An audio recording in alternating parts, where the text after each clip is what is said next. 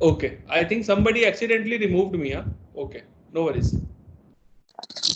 Yes, sir. Sorry, sir. Okay, no worries, no worries. It's okay. I'm back. Okay.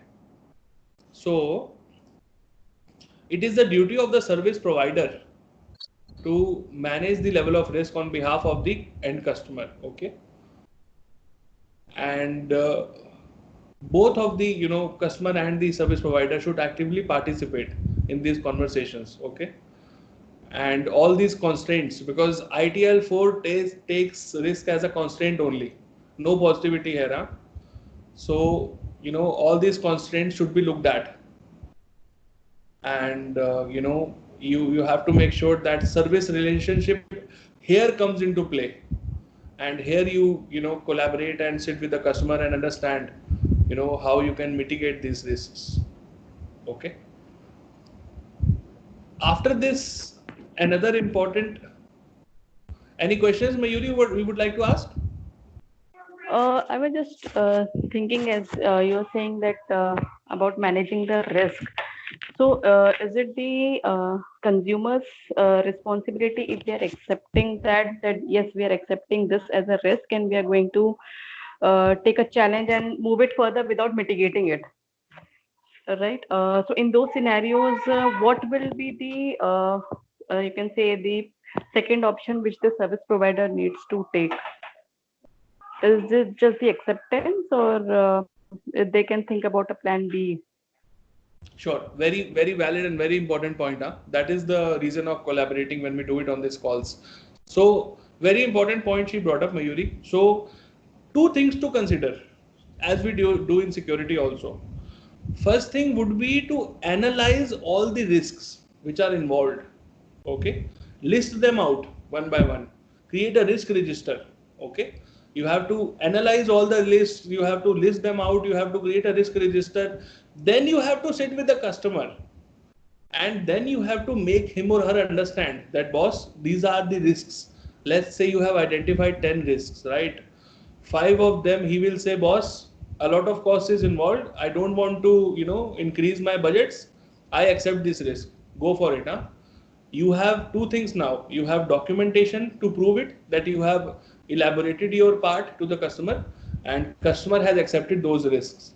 But for the other five now, there might be a small budget involvement, and there might be a small resource involvement, or there might be only one or two additional days of man hours consumption, etc. He will say, yes, I want to mitigate these risks now, I don't want to see these risks anymore, because he also understands the criticality of some of the risks that you will impose and you will show him. Okay, so that is how it will work. It will not be like he will simply accept or deny, Mayuri. That conversation will be twofold. Okay.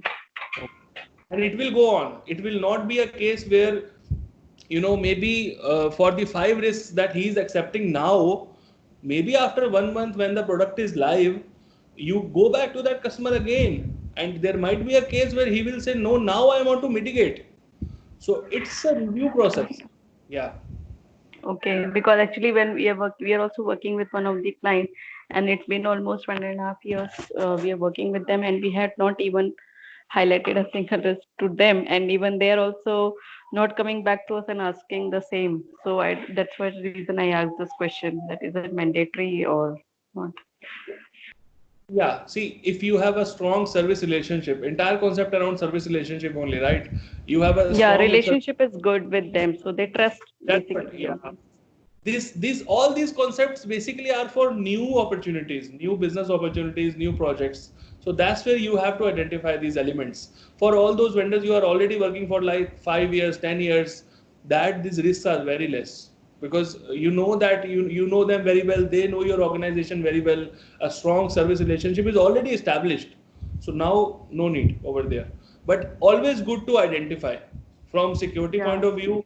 As a security practitioner, I would say that and even from the experience that I have seen in the career so far, always good to identify, because when the ship will hit later on, the customer will say that, boss, you never told me this in advance. So there you are liable. Right.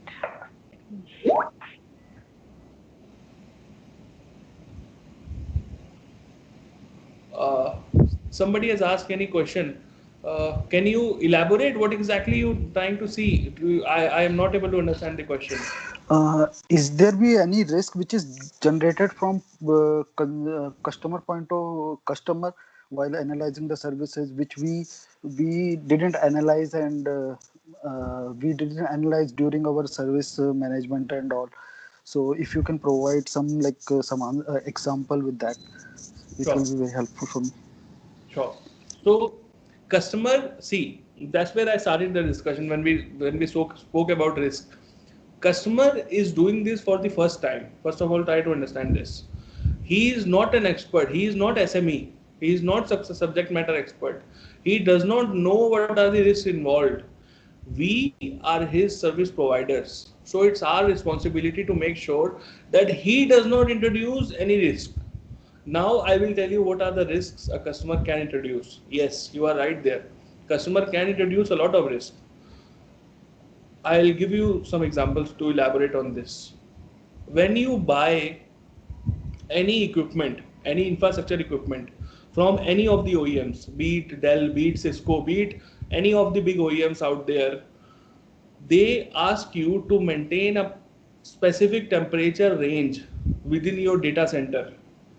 If your temperature range will not fall in that specific range, those devices can be corroded, those devices can go bad, and they will not replace them even if you are under warranty. Your data center environment should be so much clean.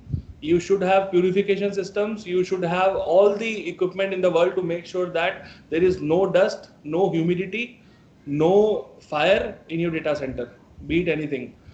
Now, as a customer, when you are using those devices, God forbids, if your humidity is exceeding 80%, aren't you introducing risk in that environment? So that is a risk that is introduced by you as a customer. And if you do that, and if God forbids that equipment goes bad, don't you think they would be able to analyze it within seconds that it has happened because of you as a customer? Would they be eligible to give you a replacement in that case? No. So that's where they clearly specify this whenever you go for any server purchase, whenever you go for any equipment purchase, they will clearly mention that data center environment is the responsibility of the customer or the organization. It's not the responsibility of the OEM. Okay? I hope you are clear now. So customer has to Yes. play. Yeah. Otherwise, if I'm not controlling my environment, my humidity is rising 80%, my temperature is rising 45 degrees Celsius, how do you think the devices will work? They will burn up. And there will be corrosion, there will be dust, there will a lot of different things will start to happen. My entire data center will crash. So there I have a role to play. So customer is absolutely critical to the entire process. But as I told to Mayuri, you have to specify these things clearly to the customer, because maybe I am creating a data center for the first time. I haven't read all those 100 pages of documents and sheets that the vendor provides. What is my fault then?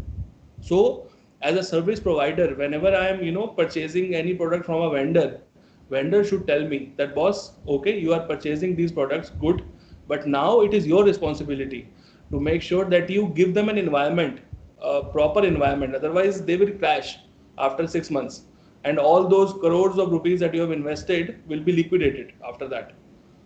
So that is where the responsibility lies with the vendor. Okay, fair enough. I think we have covered very good topics today, huh? So I would like to stop it here today, and I think the session was really good, very good collaboration. Everyone, really appreciate. So should tomorrow we do this again with another lecture? Yeah, please do it tomorrow. Yes, yes, sir, please, sir. Okay, Yes. sure.